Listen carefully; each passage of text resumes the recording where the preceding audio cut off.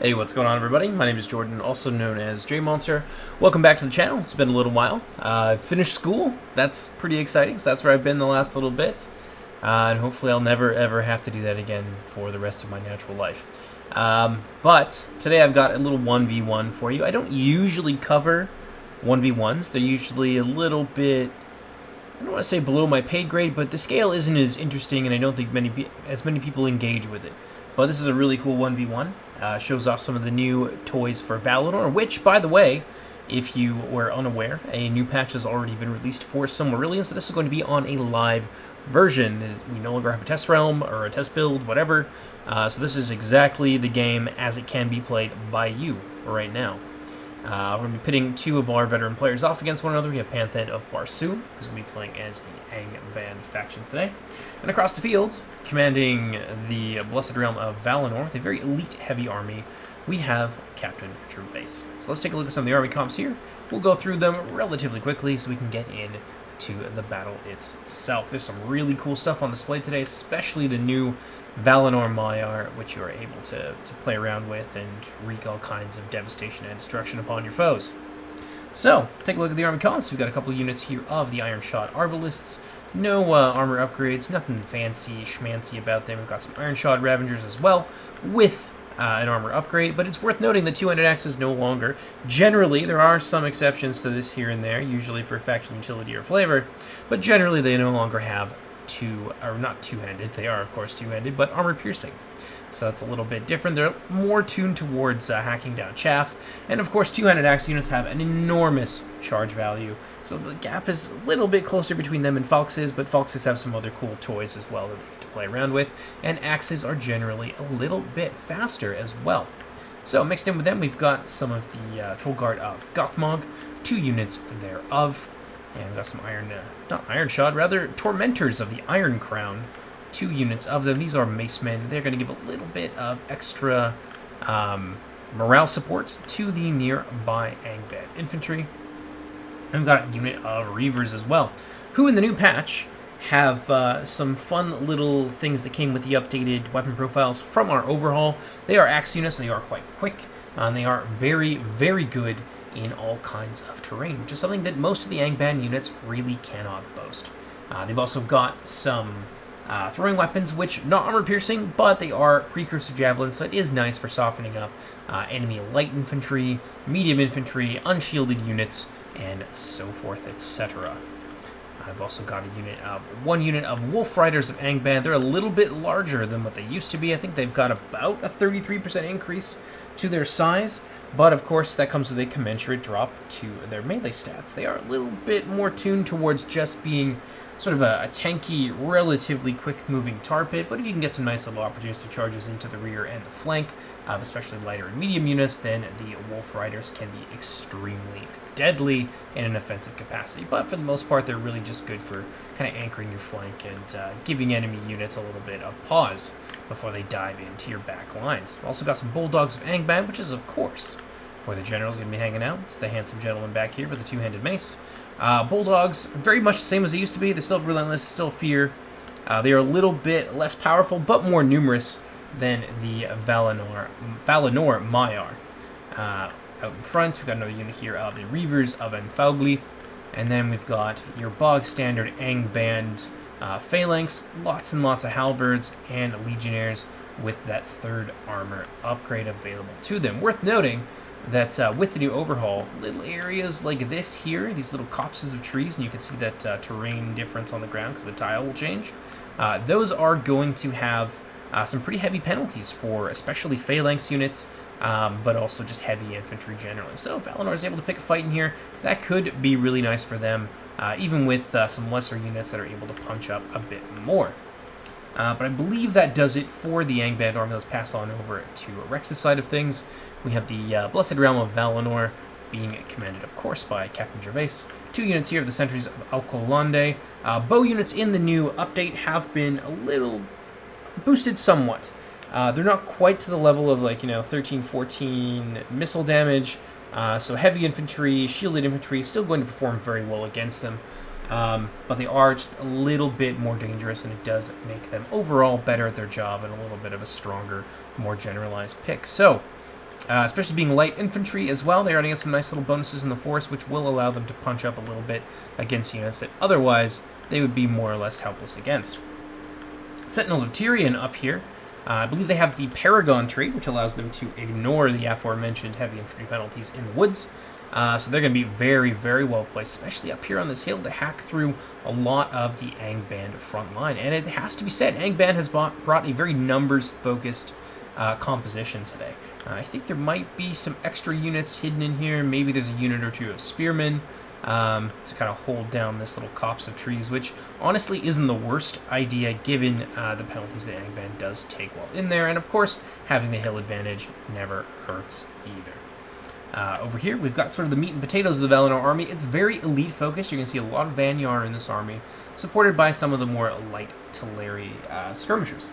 We've got the Peacekeepers of Valinor here. They have a Precursor Javelin as well, just to help them soften things up a little bit more. And unlike their two-handed counterparts, which I believe are the Plaza Guard, yes, they have an extra armor upgrade as well, which makes them just a little bit more tanky, especially with that shield in front. So you are making a choice there between offensive capability and more defensive-oriented troops. And the application of those, I'm sure you can figure out for yourself. They are still armor-piercing, so that's going to be really nice for that front line here against all that Angband low-skill but high-armor infantry. And, fun little unit here, we have the Ember Weavers of, probably couldn't pronounce it if I tried, Oyolose. I think I did okay. But that's probably not how you say it. I'm sure someone will correct me down in the comments. This is the replacement for the previous Valinor artillery pieces. So now, Valinor, they have a lot of very mobile artillery, things that have more niche. The Ice Weavers are very good at destroying other artillery, but not really good for a whole lot else. But they will be useful in sieges once we have some siege maps implemented in the mod. So the Ice Weavers have that sort of niche as like anti-fortification, anti-siege weapon, whereas the Ember Weavers are all about blowing up big blobs of infantry, and that is exactly what they are going to get across the way there. There's at least 3,500 or so Angband troops, and so it's going to be a target-rich environment for these Ember Weavers, and hopefully we're going to see them perform really, really nicely today, because I think this might be their first showing, at least maybe not in all of the replays that are available, but I think certainly on the channel, this is one of the first showings. I could be wrong about that, though. Over here, we have a very nasty Valinor phalanx. We've got some Peacekeepers and some Plaza Guard mixed in there as well. Very, very scary. A big brick of armor-piercing, grindy toughness. That's going to be quite difficult for some of the Angband units to address without the weight of numbers behind them. Another unit over here of the Peacekeepers of Valinor. I think we've got 4 units of Mariners, and we've got the new and improved Legendary Company, Grieving Sons. These are going to be more of a Hunter Javelin, whereas the Mariners, who I believe we just saw over here, nope, those are Swan Guard, anchoring the wing. We've got 3 units of the Mariners, possibly another one hidden around here.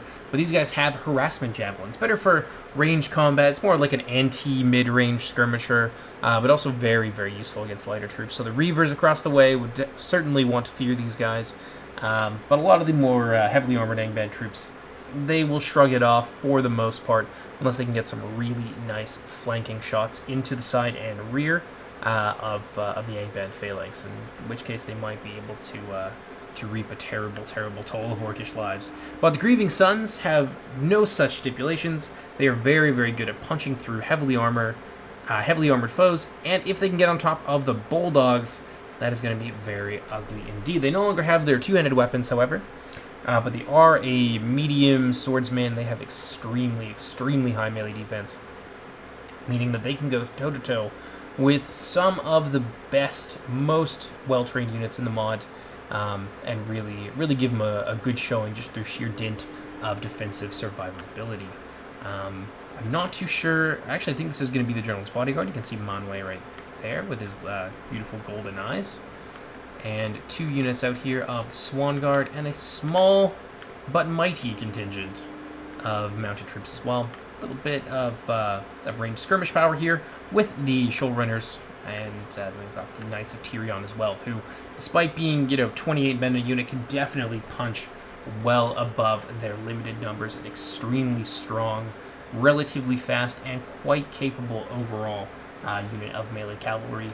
I would say one of the best in the game for sure. But in any case, I think that's going to do. So let's go ahead and pop up here to our little radio tower. Fun little fact with these large doodads, you're going to just mouse over them and it will give you a beautiful bird's eye view of the battlefield here.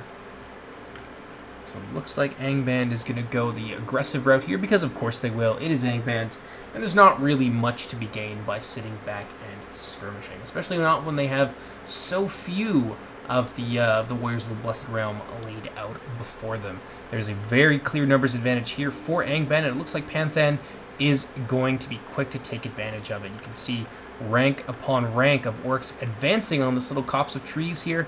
And it looks like maybe that's going to be where a significant amount of the Angband frontline troops are going to go. A lot of the shock troops are going to be sent over here, possibly to pin these units in place and prevent them from being able to smash over here into these troops. And I think this is a really intelligent deployment by Panthan, so we're going to go ahead and slow it down just a little bit, and I will talk about why.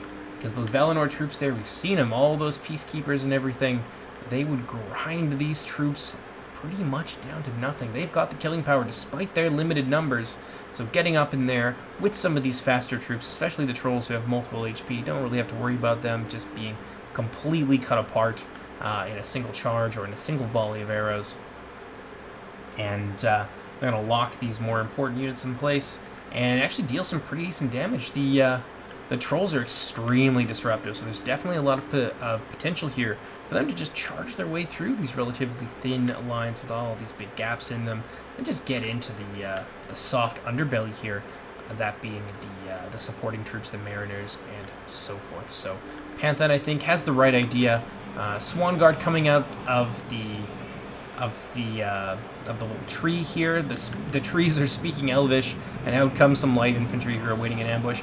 They're not really going to get a whole lot done, though it is worth noting that they do have some pretty significant bonus here, and there are some fairly sizable penalties being incurred by the Angband heavy infantry while fighting in this particular patch of terrain. So they might do a little bit better than what you would normally expect, and it looks like the Sentinels of Tyrion gonna just charge right into the teeth of an Orcish phalanx, and you know what? Fighting downhill, these are relentless troops. They are going to be able to just get in there. They're not really able to be pushed back by that constant, very quick, underhanded animation from the halberds. And they're just going to worm their way into those ranks and just spin like dervishes and cut these orcs apart. Whether or not there's enough of them to actually get the job done, I personally don't think so, but this is going to be a very ugly, bloody situation for Angband. It looks like another unit of Swan Guard hanging out up here on the hill, and they're going to take the fight to the Iron Shot, but it doesn't look like they're going to have the benefit of either a hill or that kind of more forested terrain, so maybe it would have been a better idea to park them or at least move them a little bit farther forward and force the orcs to fight uphill. But as it is, they are able to just sort of take a fight on even ground with these light infantry, and maybe not the best thing here for Rex, and the rest of the troops are just going to hold steady for the time being. Now there are some bowmen in the back. They're going to try and whittle them down. Normally this isn't something that you want to do, but there's only so many targets in an Angband army. I assume that he brought those to fight with the either the Reavers or the Arbalists, but since the Arbalists are way over here, I think they're not even that far up, and they're actually being harassed by cavalry, so he's kind of got that base covered. There's not really anything else for them to shoot at, so they might as well just use the ammunition that they have. That being said, he does have some Ember Weavers over here, and this is a big, ugly, juicy target. Are they going to toss? Nope, doesn't look like it. Seems like Rex maybe has some other plans for them. We're going to come back to that in just a moment here. Quick review, you can see that trolls have made their way into the Mariners, and that's going to keep them tied up for a very long time, which is bad news bears, unfortunately, for our Valinor player. While the Vanyar are going to be able to take these guys down, it is taking much longer than I'm sure he would like. And in the meantime, we're going to be able to bring up some of the Reavers here. They're going to be able to toss their javelins, and this is going to be a very, very bad thing indeed.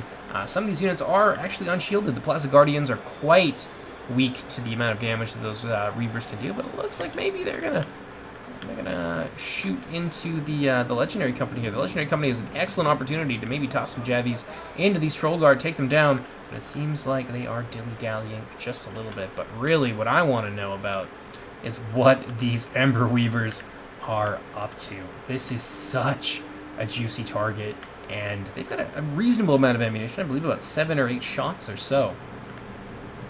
And they are a little bit closer range, so they do need to get closer than other artillery pieces, but when they do, it certainly opens up a lot of opportunities for really, really devastating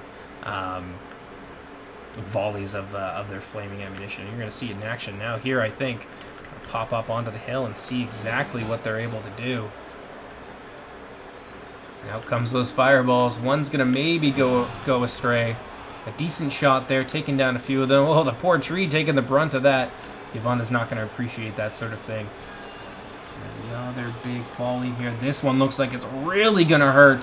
Completely destructive. Oh my goodness. And you can see the percentages climbing here now. Oh, very much in favor of Valinor. If they can just keep this kind of pressure up, they might be able to dispatch several hundred orcs here. But is it going to be enough? This is there's a 2-to-1 advantage here in terms of numbers for the orcs of Angband. Even with all of those devastating volleys coming in there. That one does fall a little bit shy. Secondary explosion there, not going to do too much, as Panthan already has those troops moving out. A few more volleys, I think, from the sentries of Alcalonde. Are going to be some flanking shots. Might get a little bit more done than they otherwise would. But they're moving for a complete encirclement of the Valinor contingent up here on the hill. And things aren't going well for the Swan Guard. But let's pop down here. How are the Sentinels doing? Now, they have taken some pretty serious losses. Probably about a third of their number there, thereabouts. They're cutting through these guys like a hot knife through butter. Even going toe-to-toe with a phalanx from the front. Doing so well. But again, the numbers here really starting to thin out. 3 more of them have died since we even came over here and looked at that little patch. I don't know if they really have the numbers to just kind of keep it up. Over here, orcs using their numbers well. That second line being engaged to surround the Swan Guard of Alcalonde, who, again, not doing so bad here, given the amount of troops arrayed against them. But this is like a 4-to-1, possibly 5-to-1 advantage in terms of numbers for the orcs of Angband, so I don't know how well they're going to do there. Down here, things are going about as well as you'd expect. It looks like some of the heavy infantry have now been brought up to replace the flagging Ravagers, who are now down to just a paltry handful of leaves. And the Troll Guard of Gothmog being slowly dragged down. I wonder what happened. Oh, quite a lot of those Mariners have actually fallen here. Probably that's a combination of the Trolls being in close combat and Iron Shot Arbalest, and maybe some of the second line there. One of these units of Mariners being reduced to a sad 47. The rest of these Trolls here definitely paid for themselves at this point, I think. The Grieving Sons, I think, have been brought to bear. Probably they've used all of their ammunition at this point. There's not a whole lot left for them to do. Over here, more Tormentors have been brought in, and they're going to smash their way through the Swan Guard of Alcalonde. It looks like there's actually some kind of foresty and or swampy areas in here as well. So that could be playing a pretty big and unseen role in why these Tormentors are not able to smash their way through these Spearmen, because these Valinor troops are holding the line quite valiantly. A little bit help back here, but another unit of very sadly reduced Mariners who clearly still have a decent amount of ammunition. They're going to do what they can, but it looks like now Angband is kind of starting to tip the scales in the opposite direction. So, I think there's a little bit of cavalry play going on in the back here. We should probably go and check that out. It looks like the Wolf Riders of Angband not having a great time here against the Knights of Tyrion. They have been reduced by about half, possibly even a little bit more, but they are really keeping these Iron Shot Arbalists busy. And now these troops are going to have an opportunity to charge into the Iron Shot Arbalists. It's not going to do too much, but it does stop them from continuing to fire and just generally doing the job that they were brought to do. So some nice disruption being run in the back lines of Panthan here. Knights of Tyrion probably able to cut their way through this, I would say. Oh, absolutely. Yeah, those Angband wargs falling away very quickly. Looks like most of the Iron Shots here will probably get gobbled up by them in the fairly near future. A fairly decisive clash, actually, over here between the wargs and the Knights of Tyrion. You can see that they very much came out on top. That Valinor quality really showing through in this instance. I mean, look at it here. It's pretty close, actually.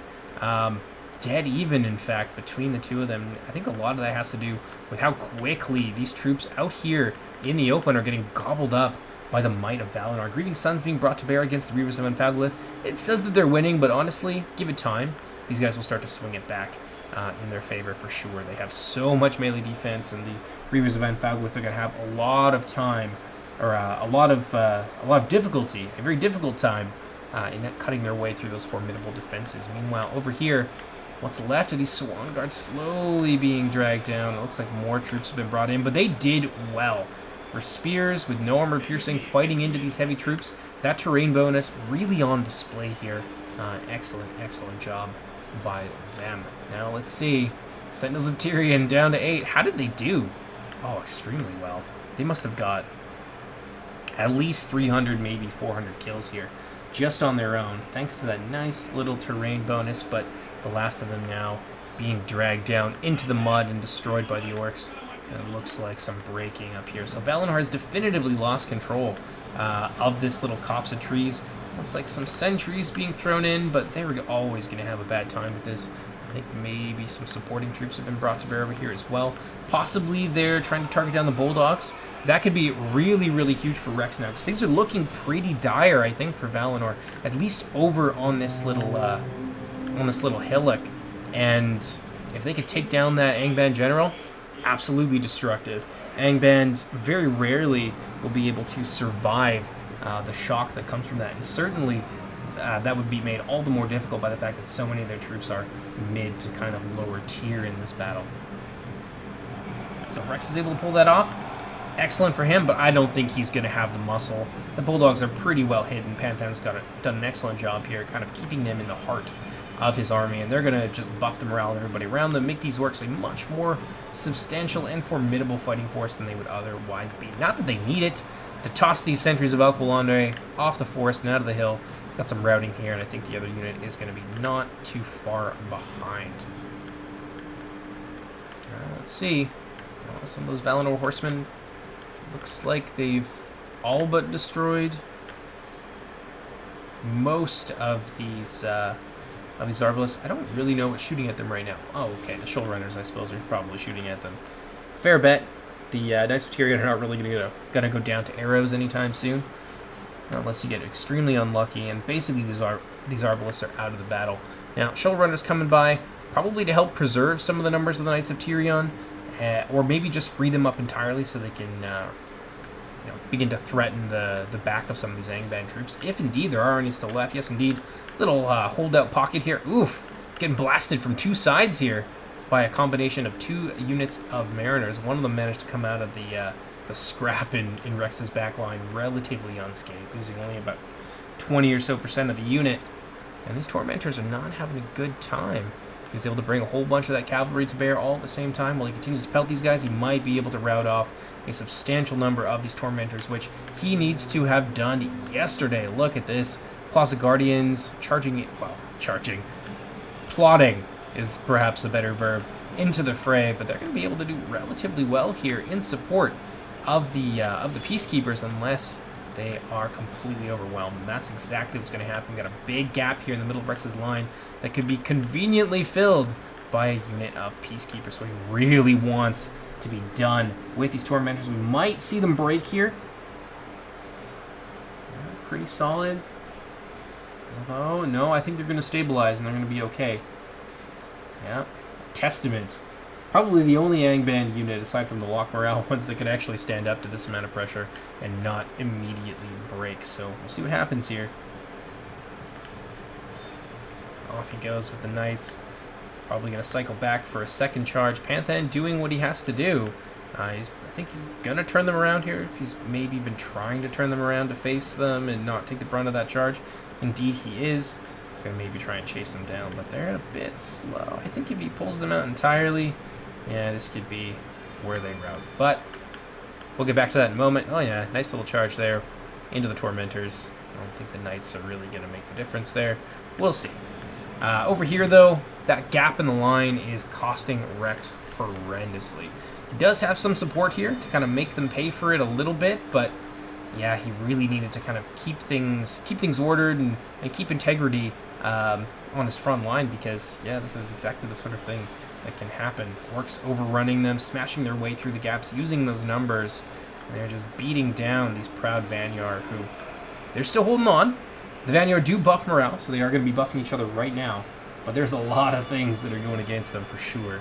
And I don't know how much longer he's going to be able to hold on. That being said, over here, it looks like a nice little cheeky charge into some of these Iron Shod Legionnaires. They are exhausted, and these are light cavalry, so you will be looking at some nice little bonuses in the woods here. I don't think it's going to be enough. The Grieving Sons have held the line very well, and they show no signs of stopping, but I don't know if it's going to be enough. Some support over here is definitely needed. Mariners might have... Oh, yeah, it's a nice shot right there. The Halberdiers really going to feel the sting. Or are they? I don't think any of them died. Some of them got knocked over, though. Unfortunate. And there we go. The Tormentor's in the back, so Rex is going to be free to move a few more pieces in here. Try and staunch the bleeding, but I think the fact that Angband has already started to pull ahead and Valinor is outnumbered, as I said, about 2 to 1, possibly more. That's 5% now. That's going to make a big, big difference. Oh, yeah, it's done a decent amount of damage to those Halberdiers. Grieving Sons not having the best time. He's kind of force moving through these plaza units. Some more support coming in, helping these holdouts as best as he's able to. And it's a Tyrion smashing their way into some Legionnaires. Looks like there was a little guerrilla unit here of Mariners of Aquilani that is going to pull off some support. Really nice for him. Nice little downhill charge here as well by that cavalry. Should kill off a decent amount of these Legionnaires. But the presence of the Bulldogs actually going to stabilize them. I'm pretty sure you saw that in real time where they went from shaken and probably going to rout if they didn't get a little bit of support. And then once that general arrived on scene, they were ready and willing to fight and die for much, much longer than they otherwise would be. Bulldogs chasing them, scattering the troops here in the back line, and that's going to force these Mariners to fight it out with these Legionnaires a little bit longer. Meanwhile, Rex going for a nice little cheeky charge. Panther is going to see it and turn around. And it's not going to be nearly as devastating as it could have otherwise been. That could have been... All these troops are exhausted. There is a possibility that they might have broken if he did not turn around. Panthan closing the jaws shut here. Moving in some halberds, and a lot of those shoal runners are actually going to go down here. I'd be surprised if they stuck around for any longer. Oh, another cheeky charge into the Legionnaires. Is it going to make a difference? Who could say? The Bulldogs, I think they might be within range now. And now, yeah, this is looking really ugly. I don't think he's got anything else here. He was able to throw in a relatively healthy unit of Peacekeepers, and they're going to do pretty decently, I think, against these Halberdiers here. But, yeah, things slowly starting to turn around. I don't know if we've quite reached critical mass, but I feel that we are well on our way here. Just not a lot of these Knights of Tyrion. That being said, if he is able to snipe that Angband general, all these exhausted troops, they will rout immediately. That will absolutely change the face of this game. So let's see if he's able to do it. That's probably his, like, Hail Mary last chance here. He's getting a nice charge off with the Knights of Tyrion. The general's going to be over in this area, so if he could just get in there. I can't quite see him, though. Can't see that two-handed mace. But if he could get him, that would be absolutely huge. Doesn't seem like he's going to try, though. Looks like the Knights of Tyrion have gone elsewhere. Mariners, that little guerrilla unit has, I think, finished with the Legionnaires. They're going to smash in, get a little bit of a morale buff from the remaining Peacekeepers, but a big flanking attack here. In slow motion, practically. That's actually not much slower than what they would normally be. Yeah, exhausted orcs, and that's going to rout those Mariners off pretty well immediately. The shoal runners, I think, are done for. Only 5 of them left. Off they go. Well, Knights of Tyrion still here. Where is that damn general? He should be... Actually, maybe he's over on this side. He's a hard one to pick out. In a sea of filthy orcish bodies. Nice little charge there. If only there was more of them. Still some resistance in the back here. A few Mariners fighting. Doing what they can, but against these heavily armored units, they are really quite limited in their ability to turn this game around. 91 to 83, yeah, I think I'm going to call it and say the Angband has definitely got this.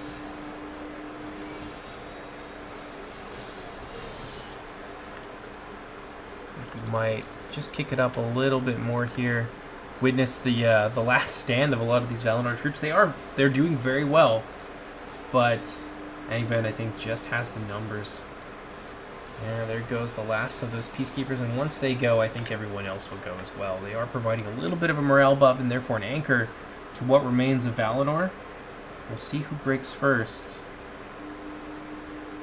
Peacekeepers or the Mariners? My money is on the Peacekeepers. Oh, looks like I was wrong. Or maybe they just both broke at the exact same time. And that's pretty much going to be it. 96 to 84. Fairly close. A lot of it came down to a lot of these Orcish units. And they're actually quite chewed up. I'm very impressed by the performance of both the Spearmen and, of course, those Sentinels of Tyrion up here. They really, look at that. That was all them. That was one unit, and there's at least several hundred orcs dead on the ground there. So I think maybe the big problem here for Valinor is just not enough damaging units. Maybe a little bit too heavy into the Vanyar, whereas I think he could have made do with maybe dropping one of the Spearmen and getting a second unit of those Sentinels of Tyrion, the two-handed unit. Two of them on the hill might have. I don't know if they would have won, but it certainly would have changed the face of the game a little bit.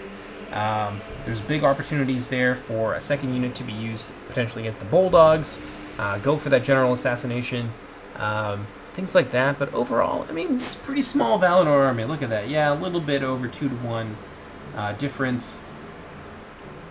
Let's see what did what for Panthen. Not going to see a ton of kills here because, of course, it was such a small army that they were facing. The Reavers did extremely well. Trollguard absolutely paid for themselves. 120 kills there, killing off at least a unit of Mariners, if not, in actuality, but the equivalent of about a unit. Bulldogs did pretty well. Ironshot Legionnaires did pretty well. Halberdiers, yeah, not bad at all. Well, that is the first game I have to show for you. There's a ton more coming. I am going to be going away for a little while, but I hope to have a bunch of stuff done for you before that happens. But in any case, my name is Jordan, also known as JMonster. Hope you guys enjoyed this video, and I hope you'll join me for the next one. Take care, everybody.